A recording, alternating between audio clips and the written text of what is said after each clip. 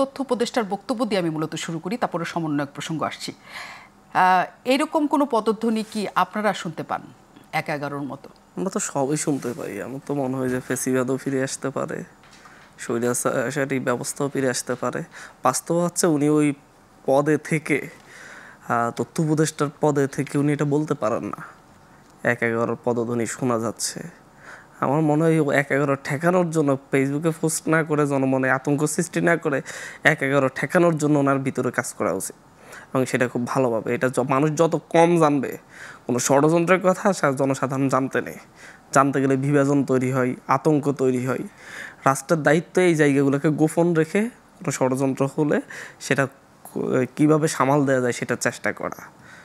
কিন্তু সেটা না করে যদি আপনি কোনো ইনফরমেশন জানলেন বা কিছু মনে হলো সেটা ফেসবুকে পোস্ট দিয়ে দেন, তাহলে এটা আরও আতঙ্ক ছড়াবে, সমাধান হবে না।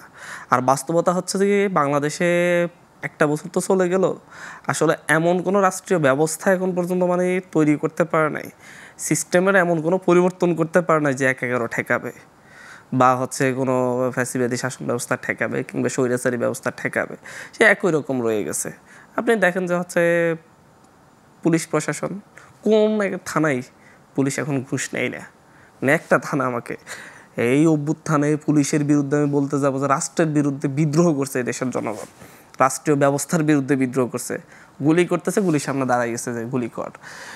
এটাকে আপনি শুধুমাত্র অভ্যুত্থান বললে কিন্তু ভুল হবে। অভ্যুত্থান তো অনেক হয়েছে, মানুষ সরাসরি রাষ্ট্রীয় বাহিনীর বিরুদ্ধে এইভাবে দাঁড়িয়েছে, এটা কয়টা হয়েছে, কয় জায়গায় হয়েছে, প্রতিরোধ করেছে, প্রতিহত করেছে, শুধুমাত্র তারা দাঁড়াইয়া থাকে নাই। তো এই বিদ্রোহের পরে আপনার এই রাষ্ট্রীয় ব্যবস্থা যে সংস্কৃতি, সেটার পরিবর্তন না করে আপনি যদি শুধুমাত্র বুলি আওড়ান তাহলে তো সমস্যার। এই বুলি আওড়াইতে আওড়াইতে তো 1 বছর শেষ হয়ে গেল, আর কত। আমি বলতে চাই যে এই যে আমলাতান্ত্রিক ব্যবস্থায় কোন জায়গাটাই পরিবর্তন করছেন যে আমলাতন্ত্র লালফিতার দৌরাত্ম্য থাকবে না, রাজনৈতিক ওইভাবে প্রভাব থাকবে না। আপনি কোন পরিবর্তনটা করছেন? আপনি কয়জন এই যে আওয়ামী ফ্যাসিজম কায়েমে ছিলেন, এই 1 বছরে পরিবর্তনের জন্য আপনারা তো ওয়াচডগ হিসেবে ছিলেন। ফ্যাসিজম কায়েমে ওয়াচডগ হিসেবে কি আমরা একটা পলিটিক্যাল পার্টি করছে, সবাই watchdog, BNP watchdog, NCP political party অনেক পরে করেছেন, আগে তো আপনারা বলতে আপনি কতজনকে বুঝান আমি জানি না, কারণ 5 তারিখ সন্ধ্যাবেলা থেকে আমাদের হাত থেকে সব চলে গেছে। ওয়াচডগ হিসেবে আমরা থাকতে চেয়েছি, আমাদেরকে আসলে রাখা হয়েছে? কোথায় রাখা হয়েছে?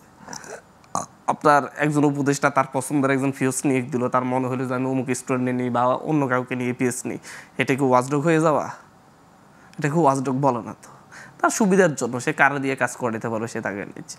ওয়াচডগ হইতে হলে আপনি সেইভাবে এম্পাওয়ার্ড করতে হইতো।